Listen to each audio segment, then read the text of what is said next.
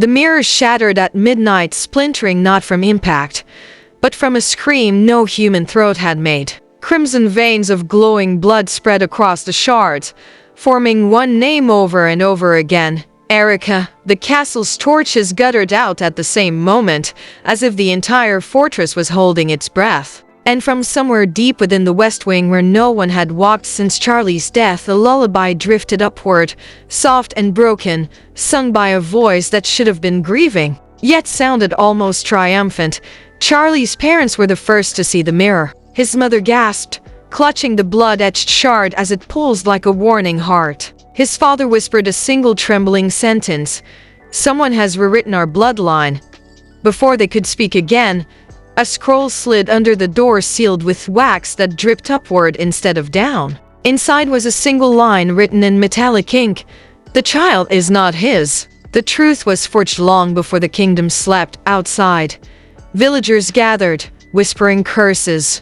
A cloaked rider fled through the fog, clutching an infant wrapped in runes, and far across the sea, Erika Kirk lifted her head, as if she already knew the war had begun, long before the mirror screamed Erika's name, before kingdoms whispered of forged heirs and cursed bloodlines. Erika Kirk was not a villain or a deceiver, at least, not in the eyes of the realm. She had once been the quiet girl raised on the borderlands, where the frost met the forest and the moon hung lower than truth itself. Her mother, an herbalist whispered to dabble in forbidden blessings, taught her that power thrives in secrecy, and secrets, when guarded well, can remake destinies. Erika grew up avoiding attention, choosing silence over spectacle. But magic does not care for modesty. It follows the ones destined to disturb kingdoms. Charlie Kirk met her during the Starfall Festival, a night when the sky rained silver dust and wishes were said to hold actual weight. He was the son of a noble house, heir to a bloodline known for honoring truth above all things. Erika was the stranger leaning over a wishing pyre, whispering a name she refused to share. He watched her from across the flames, how the sparks curved around her like they were choosing her, and he felt something shift inside him. Something ancient. They married within the year. But while Charlie believed he had chosen her, the kingdom believed a prophecy had chosen him. Old tavern keepers still remember the scroll pinned to the royal board that winter. The heir of the House of Kirk will bind himself to a woman who walks with hidden moons. From their union will rise a child who shifts the fate of nations. Villagers argued endlessly about the meaning. Some said hidden moons referred to rare beauty. Others said it hinted at dark magic moons that shine only when light is forbidden. Erika ignored the chatter, but she heard every word. The early years of their marriage were peaceful. Charlie adored her, truly. He spoke of building a future away from the scrutiny of the court, where no prophecies could chase them and no old families could judge her mysterious past. But the Kirk bloodline was bound by duty. They could not escape the court. They could not escape expectations, and they could not escape the prophecy. Charlie's parents, Lord Ramil and Lady Thalia, were steeped in tradition. They baptized their marriage in sacred waters, blessed their home with runes of honesty, and waited impatiently for the foretold child to come. They believed magic only existed when controlled by noble hands. They believed Erika's quietness was humility rather than shielding. They were wrong. Erika's pregnancy stirred the kingdom long before her belly grew. The village midwives whispered that the child did not kick at the normal moons, only during eclipses. Priests noted her blood reacted strangely to truth stone bowls. And old women crossing her in the market swore the air changed temperature when she walked past. Charlie didn't see any of this. To him, she was simply the woman he loved, carrying the life he had always dreamed of. He believed her devotion. He believed her fear. He believed every tremble in her hands was an omen of something beautiful. Not something hidden, but Thalia, sharp-eyed, silver-haired, fiercely protective, noticed everything. She noticed how Erika avoided the temple's truth rituals. How she flinched when the priest prayed over her womb. How she kept an old, cracked diary under her pillow, written in a language long erased from kingdom archives.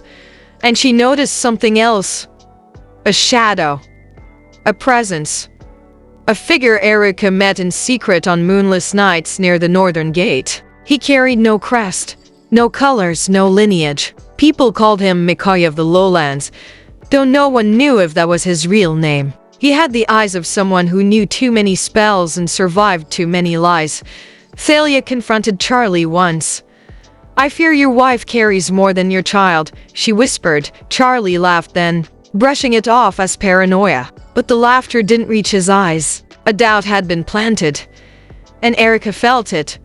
She loved Charlie, but she loved destiny more. Or feared it. Or served it. Even she wasn't sure. Some nights she lay awake listening to the heartbeat inside her, wondering whose rhythm beat more strongly in the child, the one she lived with, or the one she met under shadow. Then came the tragedy. Charlie's sudden death. The kingdom mourned. Candles burned through entire nights. Priests chanted for peace. But inside the Kirk estate, mourning quickly twisted into suspicion. Thalia demanded a blood-binding ritual be performed on the newborn child. Ramil began gathering old records of forbidden enchantments. The priests arrived at dawn. The test revealed the unthinkable. The child did not carry the Kirk blood at all. Charlie's parents broke like glass under the revelation. Yet within heartbreak, something darker rose. Fury, betrayal, a vow to uncover the truth at any cost. And Erika vanished. Some say she fled because she was guilty. Some say she ran because the truth was too dangerous for mortal courts. Some say she was summoned by something far older than the Kirk name. But all agree on one thing. The night she left, the northern winds carried a whisper no one could forget. Not all heirs are born of flesh. Some are born of prophecy. And that is why the kingdom fears her return. The mirror's bloody warning was only the beginning. By the time dawn stretched its pale fingers over the kingdom, the Kirk estate had transformed from a mourning household into a fortress humming with accusation, prophecy, and panic. Charlie's parents, once gentle pillars of reason, moved like soldiers preparing for a siege. Truth was no longer something to be spoken. It had become a weapon to be unsheathed.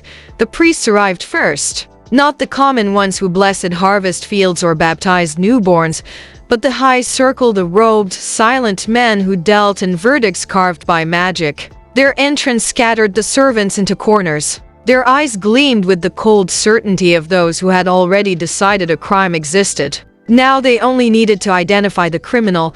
They circled the shattered mirror, humming low incantations, their palms glowing as they traced the dried blood symbols. The blood was recent. It pulsed with residual life. It carried Erika's name, but the most chilling discovery was this. The blood was neither Charlie's nor Erika's. Single quotes as "It belonged to someone the kingdom had not seen in years. It belonged to Mikoyi of the Lowlands."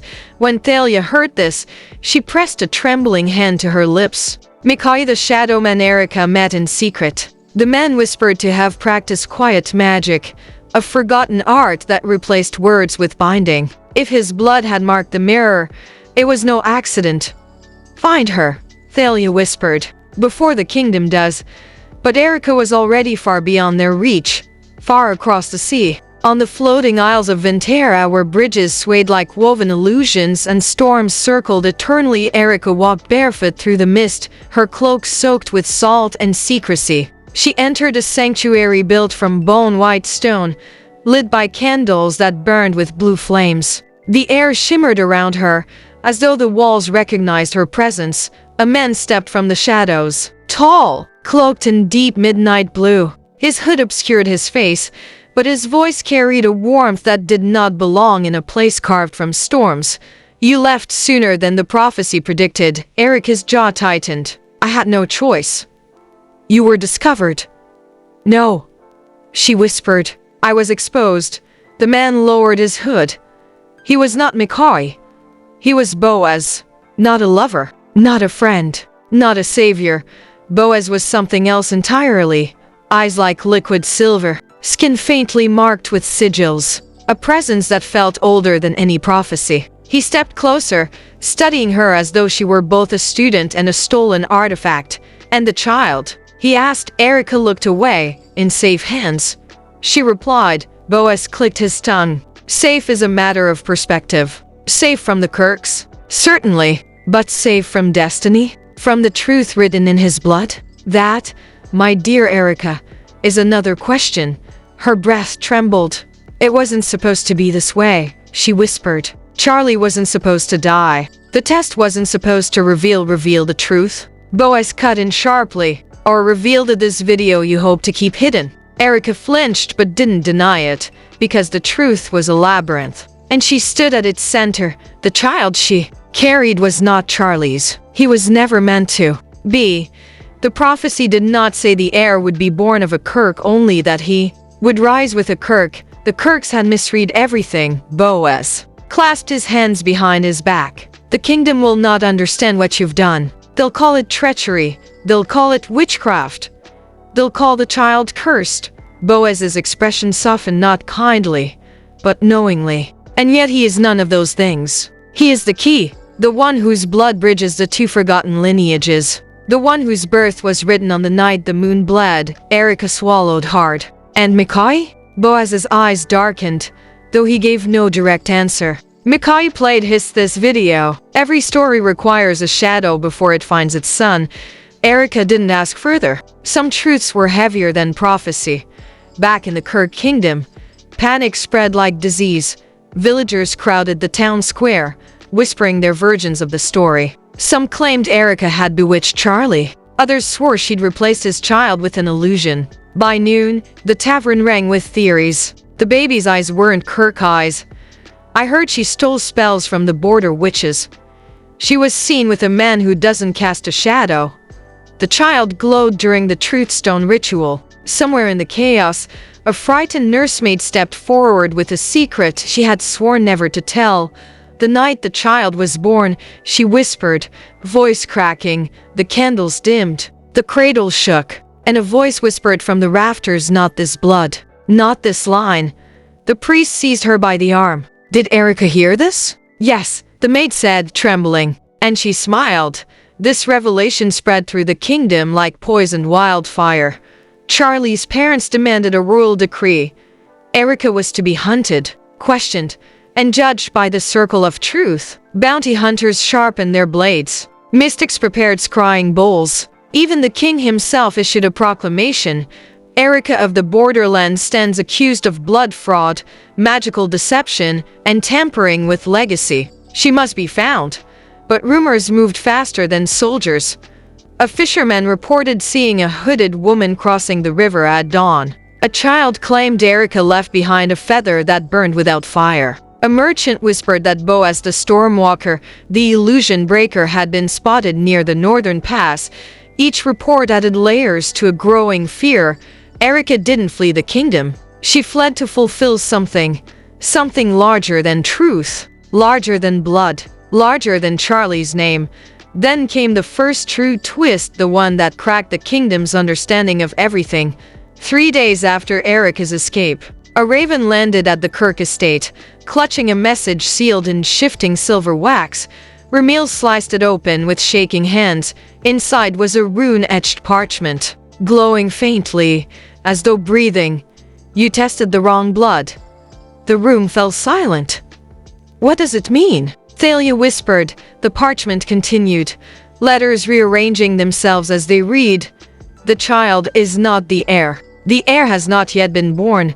The priests recoiled. Thalia staggered back. Ramil nearly dropped the parchment, because that meant one thing. Erika had fled with the wrong child. The real heir, the one tied to prophecy. The one whose birth would shift nations. The one whose bloodline was truly forbidden was still out there. Somewhere. Unseen, unclaimed, possibly unborn, or worse, already chosen by someone other than the Kirks. And then, at the very bottom of the parchment, one final line appeared, dripping like fresh ink pulled from a wound. Mikhail died for the wrong child. But Boaz will not. The room spun. Thalia clutched her husband's arm. Mikhail is dead. She choked. Ramil whispered, voice hollow, which means Boaz is alive.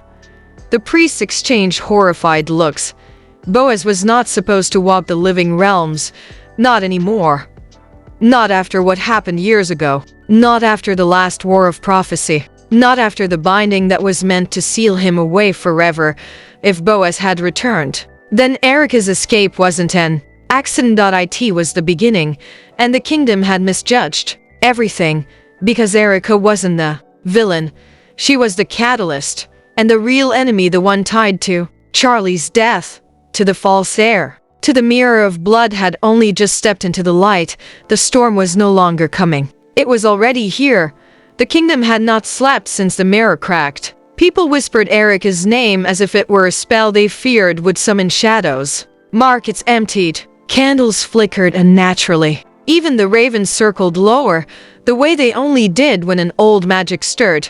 But the most dangerous reactions were not from the frightened villagers, they were from the court. Charlie's mother, Lady Isolde, clutched a stack of burnt letters delivered before dawn. Each envelope carried the same symbol, a serpent swallowing its own tail. The sigil of the ancient order of Boaz, a secret brotherhood long thought dead.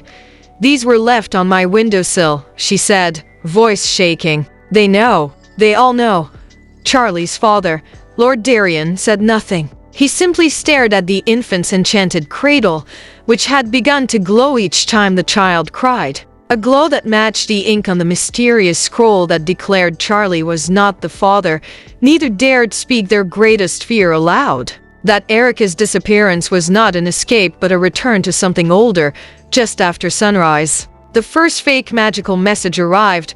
The royal priestess burst into the courtyard holding a floating parchment that refused to burn, tear, or fall. On its surface, words rearranged themselves, dripping like ink mixed with water. "She carries the blood of two kingdoms. One betrayed, one awakening." But then the letters twisted, forming an entirely new sentence. "The mother seeks the Boaz, but the Boaz seeks the heir." Villagers gasped. Someone cried out. A few fled, insisting a prophecy had been triggered. Lord Darien tore the parchment from the air. "It's a trick," he spat, but the priestess touched his arm. "No, my lord. This ink breathes," and indeed, the words on the parchment curled like living things, pulsing in time with the infant's heartbeat. As panic spread, more messages appeared across the kingdom, scratched into trees, carved onto well stones, whispered in the halls by voices without bodies. All of them pointed to the same nightmare. The child was never meant to be Charlie's. He was meant for someone far more dangerous. That evening, a lone traveler arrived at the gates, a hooded woman shimmering with road dust and river scent. The guards drew swords, but she lifted her hands slowly. "I bring truth," she murmured, "and the truth fears no blade." Her name was Lysandra, a stray magician who claimed to have known Erika before she married Charlie, before she became a Kirk, before she learned to hide her secrets behind prayer, prophecy, and perfect smiles. Lysandra was not welcomed, but she was needed. And when she looked into the enchanted cradle, her expression tightened. "So it's begun," she whispered. "What?" Lady Isolde demanded. "The cycle," Lysandra replied. "The one Erika tried to escape. The Boaz wasn't just a man, he was a legacy, a power, a vow sealed long ago." Lord Darien stepped forward. "Are you claiming my son was deceived?" Lysandra hesitated. "No, I'm claiming Erika was bound."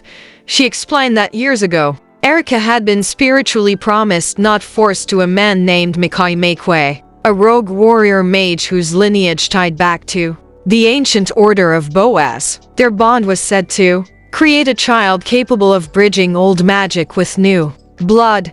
Charlie had never known. Erika believed she broke the bond, Lysandra said softly. "But magic doesn't break. It waits." Lady Isolde trembled. "Then this child is not a scandal," Lysandra finished. "He's a prophecy." The revelation spread through taverns, temples, and markets faster than wildfire. Some villagers claimed Erika had been seen walking on water, whispering to shadows, or conversing with an unseen companion. Others swore she had been fleeing from a curse placed on her by Mikai himself. But the most chilling rumor came from the lowlands. Erika had been spotted boarding a ship and Mikai Makwe was with her. Suddenly, the realm divided. Half of the kingdom believed Erika had betrayed Charlie for forbidden magic and forbidden love. The other half believed she had been manipulated by forces beyond understanding and that the child she bore was a miracle, perhaps even a savior. Every argument ended with the same chilling question. If the prophecy is true, who really owns the child? On the third night, Lysandra asked to be taken to Charlie's old study, a room sealed since his passing. When Lord Darien reluctantly unlocked it, the torches flickered green, and a gust of cold air swept through. A dusty scroll lay untouched on the desk. "No one placed that there," Lady Isolde whispered. Lysandra unrolled it carefully, and the parchment trembled as if recognizing her sacred blood. On it, a prophecy was written in two inks, one bright as gold, one red as dried blood. "When the mirror bleeds and the air breathes, the mother shall flee to the sea. The father shall rise from shadow, and the boa shall claim what was forged beneath the eclipse." Lord Darien stepped back. "The father shall rise? Charlie is dead." But Lysandra shook her head slowly. "Yes, that is exactly why the line terrifies me." At midnight, the torches outside extinguished themselves again. A single figure entered the courtyard, cloaked, hooded, silent. The guards surrounded him. "Name yourself," one demanded. The figure lifted his head. Everyone froze. It was Mikayi Makwe, but his eyes were not the eyes of a rival lover, nor of a villain, nor of a man who had stolen Erika away. They were the eyes of someone fighting for his life. "I've come to warn you," Mikayi said, voice hoarse. "Erika didn't betray Charlie. I did not father the child." Lysandra gasped. Lady Isolde staggered. Lord Darien reached for his sword. Mikayi raised both hands. "You're searching for the wrong deceiver. Erika fled because she learned the truth before any of you did." He looked at the enchanted cradle. "That child." His voice cracked. "He belongs to neither me nor Charlie." Silence swallowed the courtyard. "Then whose child is he?" Lady Isolde whispered. Mikayi's next words ripped the world in half. "The child belongs to the Boaz itself. The order has returned, and they only need the mother alive until the next eclipse." And for the first time, the kingdom understood Erika wasn't the betrayer. She was the target. The kingdom did not simply react, it ruptured. The moment Mikayi Makwe revealed that neither he nor Charlie fathered the child, the air thickened with dread. The guards, once rigid as stone, exchanged fearful glances. The priestess pressed trembling fingers to her lips. Even the torches around the courtyard sputtered, as if recoiling from the truth. The order of Boaz had returned. Erika was being hunted, and the child in the cradle was no longer a scandal but a prize. Before sunrise, the news had spread beyond the castle walls. Villagers stormed taverns, temples, and market corridors, demanding answers they did not truly want. The Wooden Stag Tavern, once a hub for drunken songs, became the center of chaos. Patrons crowded around a trembling bard who claimed to have overheard Lord Darien speaking. "He said the child isn't blood of man at all," the bard insisted, voice cracking. "Said the air carries ink instead of blood."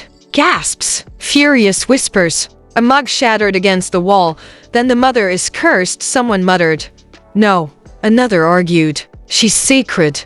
She fled with demons." She fled from demons. A brawl erupted. Tables crashed. Chairs splintered. And above the shouting, a woman screamed that she saw writing appear on her husband's skin while he slept, letters curling like vines spelling Erika.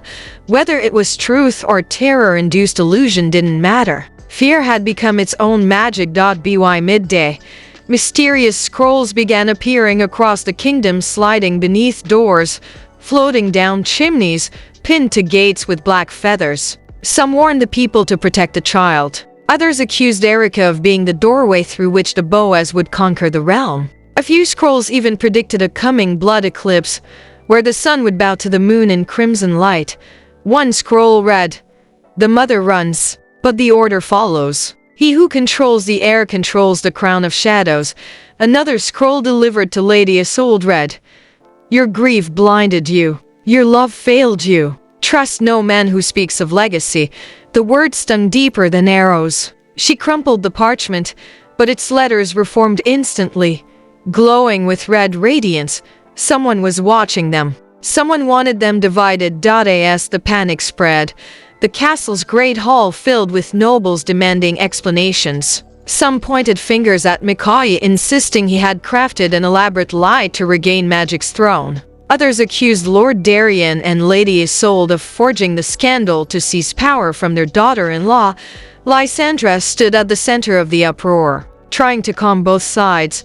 "No one has lied to you," she insisted. "The prophecy was set in motion long before Erika ever knew Charlie's name. This is a design written by a forgotten order that deals in blood." A noble woman shrieked. "Yes," Lysandra said, "but they do not deal in simple blood. They deal in ancestral magic, in contracts carved into souls." Someone spat at Mikai's feet. "Then why are you here?" His jaw clenched. "Because Erika is not safe," he said. "And neither is your kingdom. The Boas do not want her dead. Not yet. They want her at the eclipse, and if they get her..." Lord Darien asked quietly. Mikai hesitated, then answered, "They will open the gate of the first binding. And once that gate opens, it never closes." The great hall fell silent. Later that evening, Lady Isolde found Lord Darien alone in Charlie's abandoned chambers. A single candle burned beside Charlie's portrait, though no one remembered lighting it. The air tasted faintly of iron. "Tell me you don't believe him," she whispered. Darien ran a hand across his face. "I believe we raised our son without knowing the forces he married into." "Do you think she loved him?" Isolde's voice broke. Darien didn't answer. Instead, he asked, "What frightens you more, that Erika loved someone else? Or that she was being used by something older than all of us?" Isolde looked away. "Both." The candle flickered violently, as if reacting to their fear. Then, from the cradle in the corner, the infant laughed, a hollow, echoing sound that did not belong to a child. The candle died instantly. Isolde screamed. Darien rushed to her side. When he lifted the child, he found markings glowing faintly across the baby's chest, symbols identical to the ones on the scrolls. "The Boas have marked him," Isolde whispered. "They've already claimed their heir." As night deepened, factions formed. Those loyal to Erika believed she was an unwilling pawn. They gathered near the docks, lighting lanterns as a sign of protection, praying for her safe return. Some even created makeshift shrines, leaving offerings of lilies and broken glass, symbols of innocence and shattered fate. Those who feared Erika gathered at the old stone well. They lit torches, chanting warnings, demanding Lord Darien hand over the child to the temple for purification. Between these groups, soldiers struggled to maintain order. Lines were drawn, friendships fractured, families turned on each other, all for a child who had not yet spoken his first real word. At midnight, thunder rolled across a cloudless sky. The infant awoke screaming, not in fear, but in fury. The cradle pulsed with red light, illuminating the chamber in violent flashes. The symbols on the baby's chest writhed like living snakes. Lysandra rushed into the room. "It's starting," she gasped. "What?" Darien demanded. "The second binding. The prophecy said the heir would awaken when the realm fractures. The child, he feels every fear, every lie, every secret." Isolde collapsed to her knees. "He's becoming what they want him to be." "No," Lysandra said firmly. "He's becoming what they forced him to be, far from the kingdom, across a storm-torn sea." Erika Kirk felt her own heart seize. She clutched her pendant, gasping. The wind around her stilled. The water beneath her ship rippled unnaturally. Someone whispered her name, a voice she had hoped never to hear again. "Erika, the kingdom has turned, and the child has awakened." Her eyes widened. "Boas," she whispered. As the world shifted under her feet, the fallout had not ended. It had only just begun. The storm reached its peak the moment Erika stepped off the ship.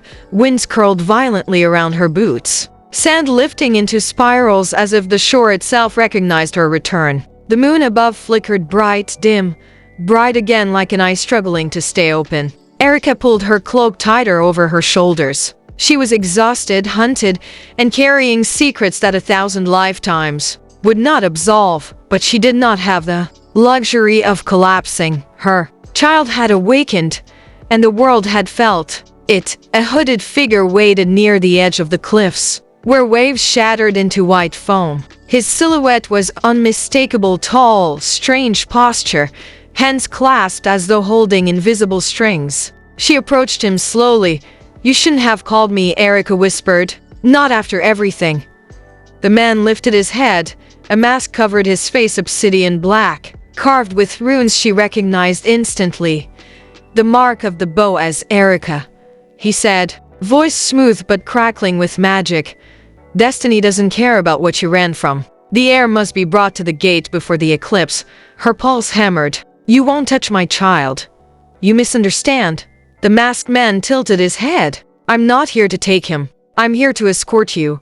I'm not going anywhere with the order. You already have, he murmured. Before she could react, the cliff split in a thunderous crack. A golden fissure tore across the sand, glowing like molten sunlight. Wind whipped around them in violent spirals. Erika staggered backward, but the masked man stood perfectly still, unfazed. From the fissure, faint whispers rose. Voices, hundreds of them, calling her name. Her blood turned cold, while Erika faced the masked emissary. The Kirk estate plunged into deeper chaos. The infant's cradle levitated 3 feet above the marble floor, trembling as though resisting gravity itself. Lord Darien shouted orders, but the soldiers could not enter. The air around the child had thickened into a shimmering barrier. Lysandra stood closest, reciting restoration spells, her voice shaking. Symbols carved themselves across the walls, spirals, sigils, ancient warnings. He's responding to her return, Lysandra whispered. The child feels her heartbeat across oceans. Isolde clutched her chest. He'll tear the kingdom apart. Not if we stop the bond forming, a guard said cautiously. Lysandra shot him a glare. Touch him and the heavens will split open. Right then, the child opened his eyes, dark, bottomless, reflecting things no human child should see. He lifted one tiny hand and every torch in the hall extinguished at once. Darkness swallowed them whole. On the cliffs, Erika's breath fogged in the cold air as the masked man stepped closer. You ran from your marriage, he said calmly. You ran from the prophecy. You even ran from McCoy. But the Order always knew where you were. We left you free so destiny could shape itself. I never served you. She spat. You served the prophecy. The moment you carried the air, Erika's jaw clenched. He doesn't belong to your order, no. The masked figure replied. He belongs to the first magic. And the first magic has awakened.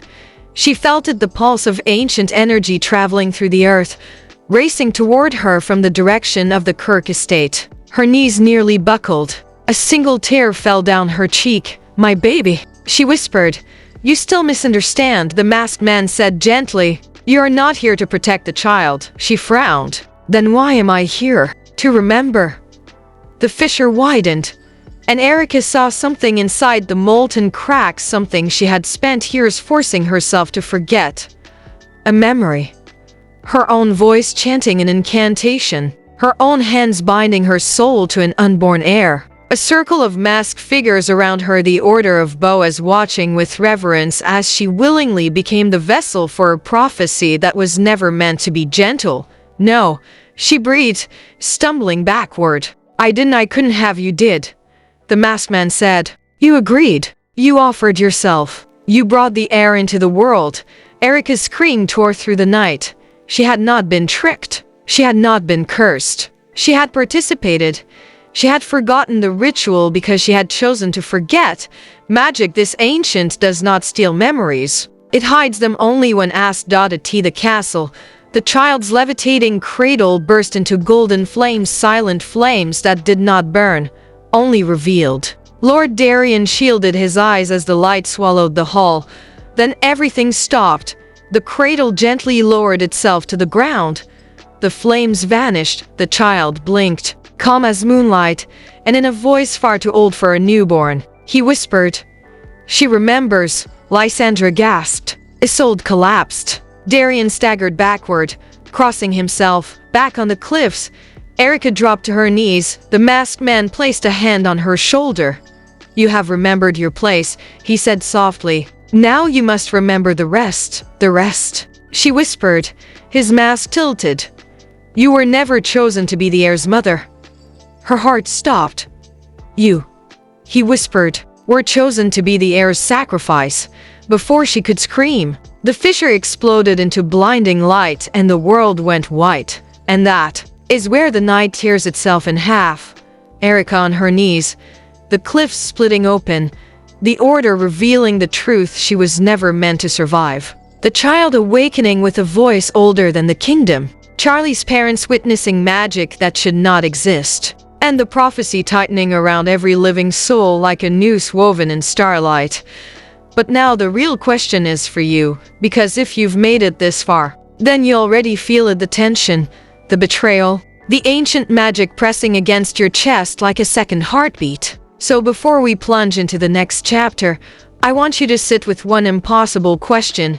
If the prophecy demanded your life in exchange for the child you brought into the world, would you accept your fate? Or would you run like Erika did? Would you search for truth or hide from it? Would you protect the heir or fear him? No one in this story is safe. Not Erika, not the Kirks, not the kingdom, not even you, the one watching from the shadows. So tell me, what do you think Erika truly deserves? Does the heir feel like a savior or a weapon? And who do you believe the masked man really is? A guardian, a manipulator, or the true villain? Drop your theories, your conspiracies, your wild what-if scenarios in the comments. I read them. I live for them. And trust me, the next chapter is going to make everything you think you know completely collapse. If you want this video, if you want the next twist, if you want to see who survives the eclipse, subscribe, like the video, and prepare yourself, because the prophecy isn't finished. And Erika's sacrifice hasn't even begun.